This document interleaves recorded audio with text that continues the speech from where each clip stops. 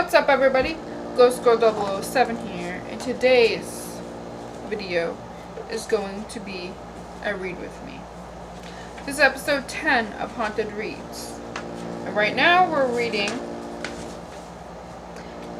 I Am Haunted, Living the Life Through the Dead by Zak Bagans.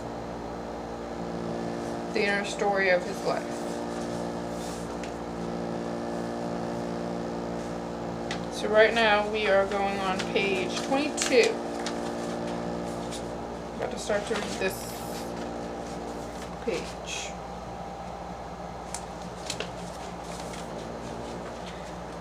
My crew is my family. Let me introduce you to the people close to me. I've been on the road doing ghost adventures for 7 years, non-stop. It's an exhausting life on all levels, but I wouldn't trade it for anything. The show and the people who help me run it are a part of me. Humans are social creatures, so nearly everyone has a family, a club, a crew, a union, a gang, a platoon, a church, a pack, or some other sort of social entity to which they dedicate themselves. The Ghost Adventures crew is mine. I trust each and every one of them completely. And when you give yourself to people on a daily basis like that, you become very tight. Some days I have to push myself that one extra yard just to make sure they're not disappointed in me. That's what being us is all about. If you want to know more about me, then you have to know the people who surround me. What a lot of people don't know is that I don't just host Ghost Adventures. I am also the executive producer of the show. I make the creative decisions, and I am in charge of all the other producers and editors. When we are not on set at home, I work every single day on the rough edit until it's perfect. It never ends. I can't take any time off because we have deadlines for the network, so I am either on the road or working all the time. This kind of pressure creates a special camaraderie between people. It's where a lifelong brotherhood is forged. A big reason why I can get through this insane schedule and hellish amount of travel, especially when I hate flying, is that I have great friends and family whom I don't just get along with, but truly enjoy being around. Aaron is one of the most interesting people I've ever known, and I know a lot about him, maybe too much. So how much can I say about this guy without him getting mad at me? He's a little more outrageous than me. So how about the analogy? If I'm an 8-year-old trapped in a 37-year-old's body, then he's a 6-year-old trapped in a 38-year-old body. At some point, we started calling each other G and talking in a slur just because, well, no reason, really. It seems funny at the time, and somehow it stuck. Aaron has ADD and can't sit still, which can be a pain in the butt sometimes because his mind never stops thinking and his body never stops moving. The guy has a lot of energy, and when you factor in his massive daily caffeine intake, it seems like you could put him on a treadmill and power Las Vegas. But it's a double-edged sword because he can go from happy and laughing to Dark Aaron in a second. Dark Aaron can manifest like a demon with no warning. Dark Aaron is not a fun guy to be around, and when he comes out, I call him the complainer. Dark Aaron complains about everything. None of us is perfect, but Dark Aaron could be in a hot tub with the Swedish bikini team and complain about the temperature. Dark Aaron can really drive me crazy when we're on the road, and I've got a million tasks to accomplish and a show to run, and the complaints pile on to an already huge mountain of stress. I've snapped and gone off on him, and we both end up apologizing and forgetting about it. Aaron and I have been through some stuff together. We've almost tried to knock each other out, and we've cried together. And that's what makes us so close. I love you to death, Aaron. You're my brother and one of my best friends, but I gotta let the fans know about that day in Denver. We'd just arrived, and Dark Aaron was in full force. For what reason, I don't know. We were all at a grill, and Aaron was quiet. Dark Aaron is like a dog that has rabies. You know it's happening, and you keep your distance. As I was eating my dinner, my left elbow barely touched the bread on his plate. It's a beard. It was like an unintentional boob graze in a crowded bar that you immediately feel bad for. He responded with a nasty remark, and I wasn't in the mood. I'll just say that we had a moment when I recommended he changed his attitude immediately. He ended up giving me the cold shoulder, and it made me want to beat up Dark Aaron to get real Aaron back. Like I said, real Aaron is a great person and my brother, and I've got his back no matter what. But Dark Aaron can dive back into the pit at Bobby Mackey's where he came from and stay there. Aaron is also the pickiest eater I've ever met, and his quirks about restaurants would boggle the mind of Sigmund Freud. He into examining food and every ingredient in it. He won't eat frozen hamburger patties, only fresh ones, or at places that use frozen hamburger patties that come from Cisco, or anything that contains corn syrup. He won't eat at Chick-fil-A because they use corn oil. He won't eat at Subway because there's an ingredient in the bread that is also used to make yoga mats. He won't eat at McDonald's because they slash and burn half the Amazon rainforest to make grazing land for their cows. He will eat at maybe 30% of the restaurant chains in the U.S. As you can imagine, this makes it difficult when we all want to go out to eat, especially if we're in a backwoods location and the crew is starving. Aaron will skip out on us or hold out for as long as possible until something appealing comes along. You would think that we would research our locations better so that Aaron could have pleasurable dining experiences, but that never happens. Someday I'll surprise him with a catered lockdown on his birthday. When the crew comes together, we connect in a psychic triangle of energy that I truly believe opens up a portal for the spirits. I'm the best wingman. So this is Aaron and this is Zach.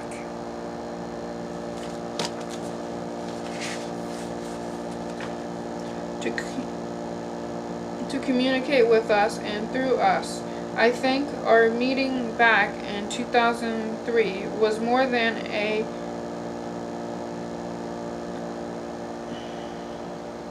coincidence. I believe that everything happens for a reason, and us meeting to make a documentary film is only one part of the big picture. I believe that something more powerful than us wanted us to meet and bring the paranormal into everyone's lives through the popular medium of TV. Billy Tolley is a good guy. I met him about 5 years ago when he reached out to me on MySpace. He had an OCD-like obsession with EVPs, and his passion for getting into the mechanics of how they work was inspiring. The more I got to know him, the more I liked him. At the time, Billy was Las Vegas club DJ, but he also did brilliant work with audio and video. So I saw a way to bring him in and eventually invite him to be a part of the Ghost Adventures crew as a reviewer of evidence. When he got home from the lockdowns, he didn't travel with us at first, but he slowly became an integral part of the group and added a lot of value to what we did. So I even totally offered him a permanent spot on the show running the Nerve Center. That's how I do things. If people do good work and have the right attitude, then I promote them. Billy has been a great addition to the Ghost Adventures crew and has become one of my best friends, like Aaron. The three of us talk and hang out every day when the cameras are off, and we're at home in Vegas. Billy recently turned 41, so I give him a hard time for being old. It's not like he's 8 like me. Our audio tech Jay Wisely and his wife Ashley are a big part of the production and also good friends.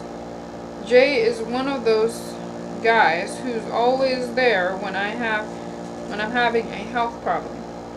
If I'm not feeling well or something is freaking me out or making me feel depressed or like I'm going to die, Jay is there to help me through it. He's the guy who will come to my room or meet me somewhere to talk. There's not a bad bone in his body.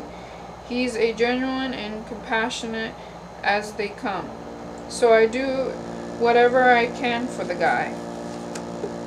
Like promoting him from production audio to audio-vision tech on camera. Yes, there's a difference. Jay is a fascinating person. I give nicknames to everyone on the crew, and I call Jay the theorist because whenever we're having off-camera talks, he comes up with these crazy theories on things like coffee beans make the hair on your head categorizing into and gets rid of migraine headaches. Dude, what? He's also very valuable while we're filming because he reads a lot and it is very intelligent. I can be talking, interviewing, or hosting the show, and Jay will pop up out of nowhere with an awesome piece of research that's irrelevant to what I'm doing and really adds to the production.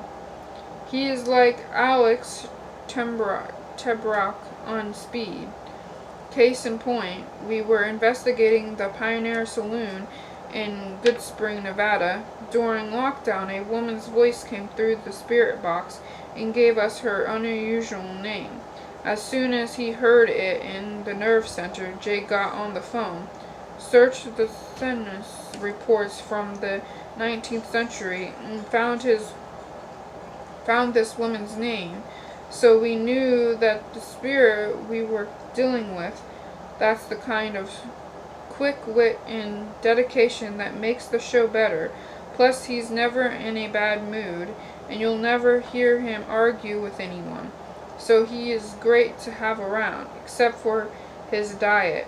He eats the weirdest vegetarian stuff that I can't even identify. Jay's wife, Ashley, is our still photographer, and she comes along on every shoot.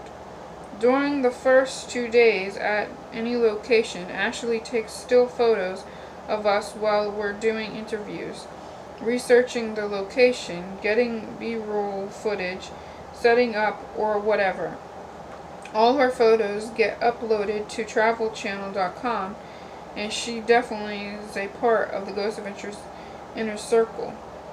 I am weird about who I consider to be in the inner circle of the production crew, but the Wisleys, who are modern day hippies in a way, are awesome. I could see them driving an old VW bus. Laughter is so important. I dedicate, driven and passionate about what I do, and I control my world very tightly. But if you can't give your friends a hard time and then laugh about it, then they're not really your friends.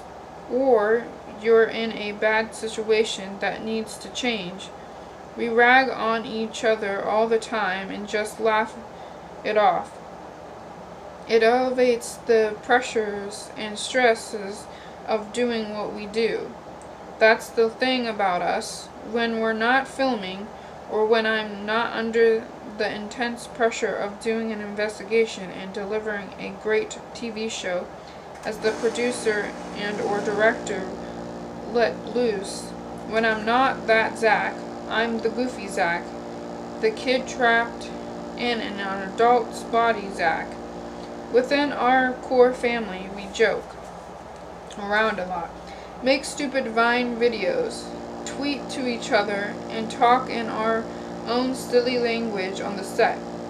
The demands of our job and the constant travel are difficult, but having a family on the road that you can be yourself around is a huge benefit of being a part of the Ghost Adventures crew, and a big relief. We can talk about anything about each other. That's just how we are.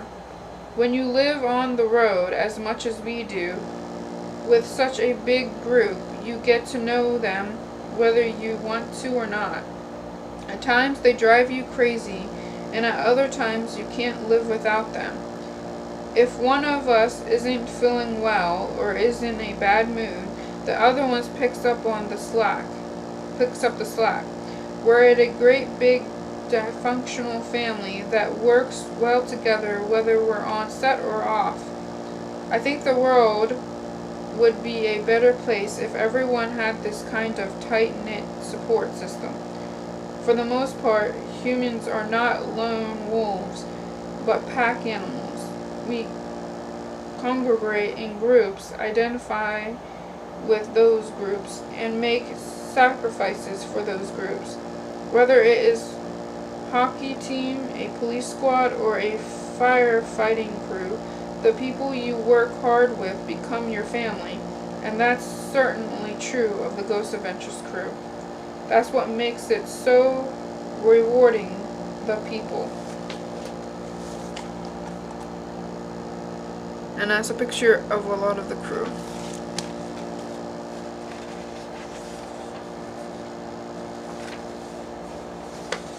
Moving it to the next page. The Demon House. One kid walks backwards up a wall and the world goes crazy. It was January 2014, and I was in San Pedro, California, when my cell phone blew up with a lot of calls.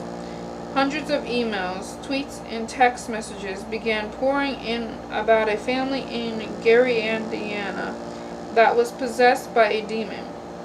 Their house was allegedly infested. The story had just broken in the Indianapolis Star, and a lot of people wanted to bring it to my attention. The sheer volume of people reaching out to me was the first red flag of many to come about this place. So I was immediately intrigued. I've read about and investigated many demonic possessions, but this one was different. A lot of people you wouldn't expect to come forward, police officers, state officials, nurses, doctors, and physiologists, had witnessed supernatural phenomenon with this possession. It seemed to change from skeptics to believers overnight. People had experiences both inside and outside the house. The most profound was a boy walking upward a wall in a nearby hospital emergency room. Something drew me to this story, and not just a little, but a lot. I was completely engrossed. As I was getting ready to hit my call time to film in an episode of Ghost Adventures, I couldn't get the story out of my mind. I wanted to investigate, but I knew right away that there would be a conflict. The story had already gone public, and being a TV show host, I knew that the entertainment industry would be all over it. Stories like this, especially when they're true or backed by real events, are like crack cocaine for Hollywood. The story particularly writes itself, and it has a built-in audience in the people who have been following along. The competition would be stiff. My first thought was to make a documentary film about what had happened in the house and to the family, because documentary filmmaking is my passion. My 2006 documentary film Ghost Adventures is how I got into the business in the first place. But there was something more here. This story is bigger than just me and a documentary film. It could help provide answers to some of the oldest mysteries of the paranormal world. So I wanted to be a part of it.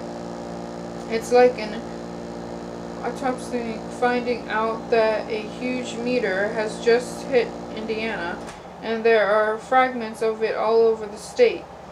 It's what the autopsist has been looking for his whole life.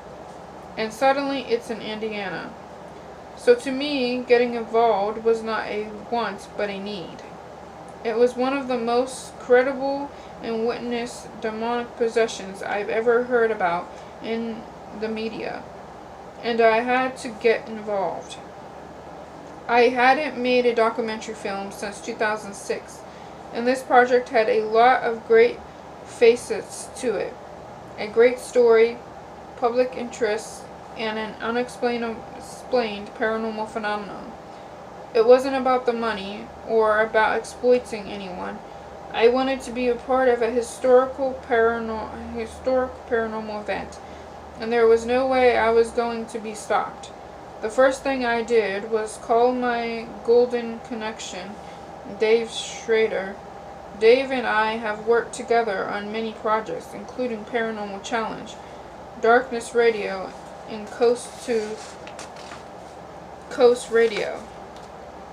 He's a great person to network with, and he quickly got me in touch with the priest in this case, Father Michael Maganot. His name was in the headlines, so he's the first guy I called. We talked for half an hour. I told him who I was and that I was interested in doing a film about the true events that had taken place there. He assured me that he was interested in doing a film with me, but nothing was in writing, which made me nervous because I knew that 500 people were going to call him. It was a headline on every major news outlet around the world, so I knew I was frightening everyone for the story, paranormal people, TV people, film producers, you name it. All the sharks would be circling. The family to whom all this had happened put up a big wall too. After the story broke, they weren't taking calls. Then I had an idea. while everyone else was trying to get to the family, the priest, the ER staff, and the reporter who broke the story in the Indiana press, I decided to go a different route and get into the house itself. A house in which a demonic possession takes place is sacred in our profession. So I figured if I bought the house, then I could investigate it whenever I wanted and figure out what was happening on my own terms. I am fortunate to have made a decent living from my TV shows, so maybe I could pull out a trump card that no one else could and make the house mine. That would be a huge victory. But there was a problem. In order to buy the house, I needed to find the owner, Charles Reed. I remembered seeing him in one of the videos about the incident, but how could I find him? The house had been rented to a new family, and I couldn't go through them. They didn't like all of the attention and were angry about the media trying to get close. After several unsuccessful attempts to get a hold of Reed, my buddy Dave Schrader came through again with Reed's cell number. So I called and left a message. All of this was happening just before my call time to film Ghost Adventures, mind you. Minutes later, my phone rang, and it was him. Yes. But now I had to tell this guy that I wanted to buy his house on the spot, even though it wasn't for sale. So I explained who I was, and I thought to myself, just get to the point. I blurted it out. Hey man, I saw your house on the news this morning, and I want to buy it. I held my breath for a split second. Would he be offended? Would he want a quadrillion dollars for it? Would he hang up? Sure, he said. How much? That was the best feeling in the world. I didn't spit out a number because I had no idea what the Indiana real estate market was like. Instead, I left it to him to start the bidding. $35,000, he said. Deal. I sent him a PayPal deposit minutes later and went to film my episode. The sweet smell of victory radiating off mine. But the next day I began to worry. I thought the media blitz might make Reed think that he could get more money from someone else, and our verbal contract wasn't going to hold up. I wasn't trying to steal the house from him. He told me the asking price, and I agreed. So it should be all good, right?